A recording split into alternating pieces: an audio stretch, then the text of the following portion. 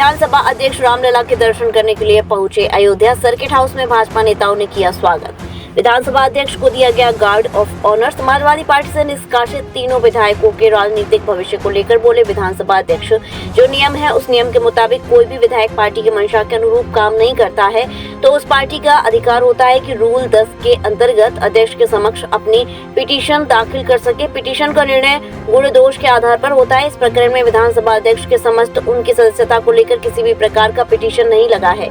जो विधायक किसी राजनीतिक दल से निष्कासित होते हैं उनको असंबद्ध रूप से मान्यता मिलती है। अभी कल उन्होंने निष्कासित किया है जिसकी आधिकारिक सूचना मेरे पास नहीं है। देखिए, अयोध्या आना हर समय एक नई ऊर्जा का और एक नए विश्वास का यहाँ से संचार होता है।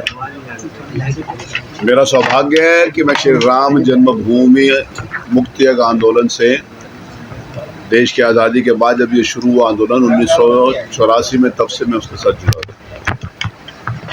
राजनीतिक क्षेत्र में आने के पहले मैं बजरंग दल का संयोजक था। उस नाते से श्री राम जन्मभूमि आंदोलन के साथ निकट से जुड़ा हूँ। मैं अयोध्या जिस समय वहाँ पर बाबरी ढांचा खड़ा था तब भी आया, जिस दिन बाबरी ढांचा ध्वस्त हुआ था उस दिन भी आया, जिस दिन शिलान्यास था उस दिन भी आया, और मर्यादा पुरुषोत्तम भगवान श्री राम जी के मंदिर की प्राण प्रतिष्ठा होने के बाद भी मुझे सौभाग्य मिला कि मुझे भगवान के दर्शन करने का अवसर मिला। अभी इसी महीने की 5 तारीख को श्री राम जन्मभूमि मंदिर में भगवान के अन्य विग्रहों का स्थापना हुई, पूजन हुआ। मेरा मन था कि आज वहाँ पर भगवान के दर्शन करने के लिए चलूँ। इस निमित्त आज मेरा अयोध्या आना हुआ। सर, बालक राम के साथ राजा राम भी राम मंदिर में विराज हैं। आपने कहा आंदोलन से भी जुड़े हैं, कितनी खुशी है?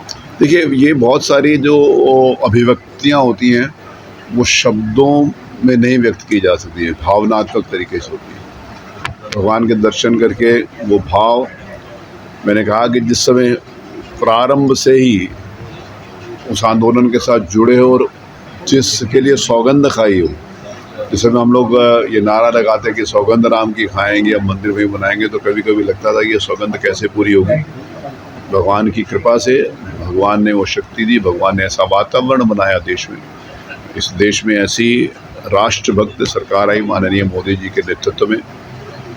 उत्तर प्रदेश में माननीय योगी जी ने कमान संभाली। माननीय उच्चतम न्यायालय का आदेश आया, तो उच्चतम न्यायालय के आदेश के अनुरूप भारत सरकार ने प्रोएक्टिव रोल अदा किया, प्रदेश सरकार ने उसका अनुपालन कराने में काम किया। मैं उस समय मिनिस्टर था और अयोध्या का प्रभारी मंत्री भी था, तो अयोध्या के प्रभारी मंत्री होने के नाते से भी मुझे इस अयोध्या की पुण्य भूमि को सेवा करने का मुझे सौभाग्य प्राप्त हुआ है। तो ये मेरे लिए बहुत गौरव की बात है।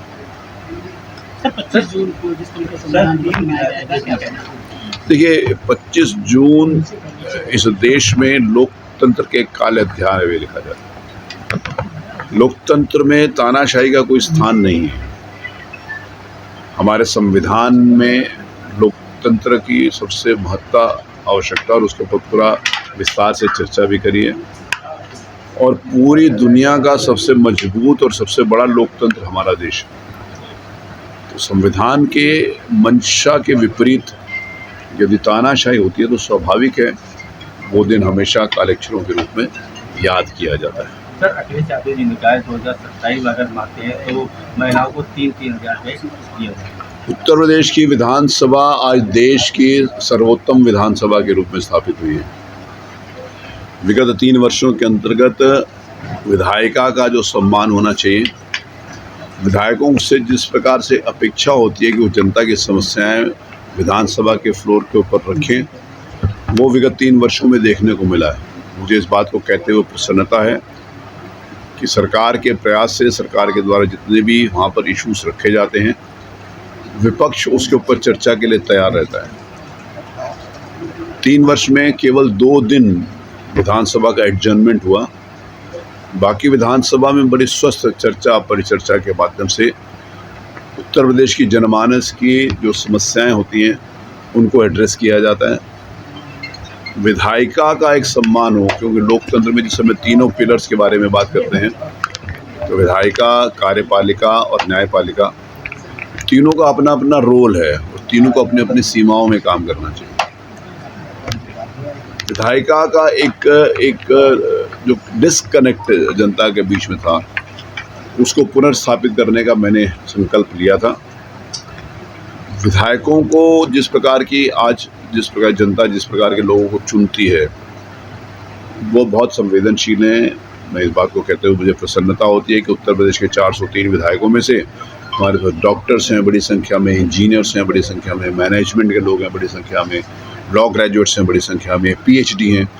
तो अब वो समाज में परिवर्तन आया, जागरूकता आई है कि बहुत सारे लोग ऐसे योग्य व्यक्तियों को चुनकर विधानसभा में भेजते हैं और उनकी योग्यता विधानसभा में विगत 3 वर्षों में परिलक्षित हुई है। मुझे इस बात की प्रसन्नता है। सर, 3 विधायक अभी निष्कासित हुए हैं और इनका भविष्य क्या होगा? दूसरा ये है कि किन परिस्थितियों में व्यवस्था जा सकती है? नहीं, जो हमारे जो रूल्स हैं, जो एंटी डिफेक्शन लॉ है, वो अगर किसी पार्टी के कोई भी माननीय विधायक उस पार्टी की मंशा के विपरीत काम करते हैं तो उस पार्टी का अधिकार होता है कि शेड्यूल 10 के अंतर्गत अध्यक्ष के समक्ष वो अपनी पिटीशन लगा सकते हैं।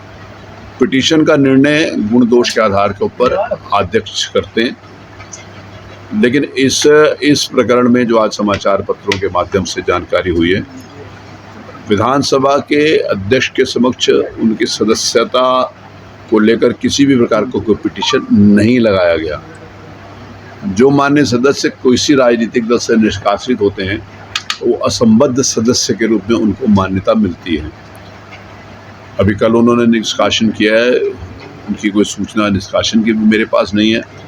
और जो सदस्य निष्कासित हुए उनके द्वारा भी उनको अलग से मान्यता देने की भी अभी मेरे पास किसी प्रकार का कोई आवेदन नहीं है।